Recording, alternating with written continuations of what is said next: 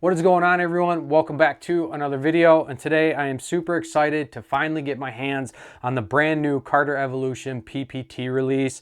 The Perfect Pull Tension release was announced at the 2025 ATA show, and if you are anyone who is struggling with target panic, shot anxiety, or if you get punchy on a thumb button style trigger, then my top recommended release would be a resistance activated release.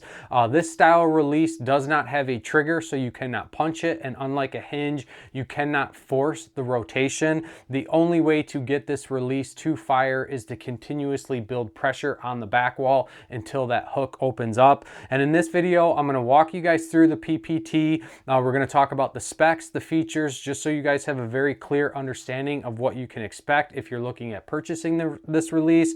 I'll also walk you through the setup process and then give you some tips and tricks that I've learned along the way to help lessen the learning curve when it comes to shooting a resistance activated release. Now, the PPT release is an aluminum bodied release, but what makes this very unique is the fact that they are utilizing magnets to adjust the poundage. Now, a lot of other resistance activated releases utilize some type of micro adjustment screw that really allow you to dial that thing in, but the benefit of using the magnets is now Carter has been able to reduce the number of contact points in this release, making it very accurate, very precise, and also very consistent.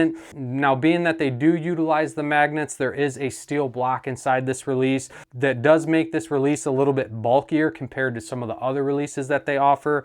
But what's really nice about it is it does give the aluminum bodied release the same weight feel as like a brass bodied release. Now, again, like I already mentioned, they are utilizing magnets to be able to adjust the poundage of this release. And they're claiming that you can adjust anywhere from 2.5 all the way up to 20 pounds. And it's all going to be based on the various configurations of the magnets or where you position these magnets on the release. If you have no magnets in this release, then there's basically no magnetic pull on that steel block, and this hook will just float freely. You won't be able to close it.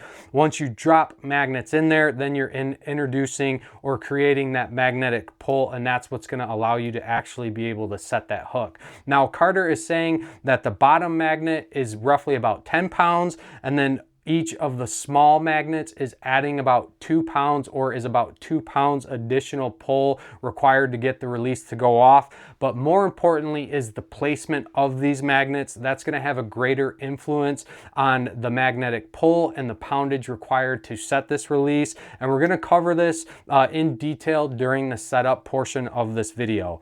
And then lastly, as far as specs go, obviously a resistance activated release, this does have a safety. If you're new to shooting a resistance activated release, just make sure that you always have this safety down as you draw your bow or as you go to let down your bow. If you do not have this engaged when you go to draw the bow, the release will prematurely fire, most likely resulting in you going to the dentist because you probably will punch yourself in the face. And then same thing if you go to let down and you do not have that safety engaged, then as you go down, you're going to start to increase the poundage of the bow, and again, the release will prematurely fire. So again, people that are new, just take some time to get familiar with the release before moving over to the bow, just to ensure your safety. Now, next, we're going to quickly talk about the features of this release.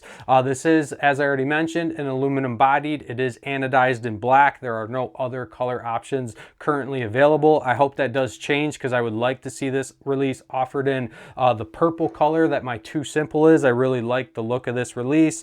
And then as far as the neck length goes, this is very similar to a Carter Wise Choice. So if you are someone who has a Carter Wise Choice and you're looking for a back tension release that's going to give you the ability to easily transition without having to make changes to your bow, the PPT is going to be a great option. Another really slick feature of this release is that they do have the ability to open up the hook once it's locked into place. Most resistance activated releases do not give you this option, so you actually have to shoot it to get the hook to open up. Opening up the hook is very easy. All I do is just basically put my middle finger on the button and kind of push up, and that hook opens up. When shooting or when testing this release, the release hook does not snap back to the closed position, which is also very nice. But if it does, like I said, it is very easy to get it back open. And then then new in 2024, Carter Enterprise started including their Adjusto trigger bar to their thumb buttons, and all that's basically doing is giving you more flexibility and more adjustment range to get that into the desired position. You can rotate this thumb peg 360 degrees, but like I said, that Adjusto bar is what's really giving you a lot of flexibility with setting that up. If you've ran older Carter releases, you know that that was not included. It was something that you had to purchase separately. So it is nice that they're including that on all of their new release lineups. Now, this release is available in a 3-finger configuration. You cannot change that configuration to a 2 or a 4. And it does come with a hole for a lanyard, and there is a lanyard provided straight from the manufacturer, so that is a nice plus. But from there, let's go ahead and shift over to the setup. Now, as I mentioned, you're going to play around with the different configurations of these magnets to achieve the proper poundage. Now, what I would recommend when you're setting this release up is to get a bow scale and use the same bow scale throughout this exercise to maintain consistency. If you start shifting bow scales, you're going to get different weight readings. None of them are 100% consistent across the board. So like I said, just use the same one. First step is to figure out what your holding weight is. And ideally, what you want to do is set this release about 2 pounds above your holding weight, and that's going to be a really safe starting point.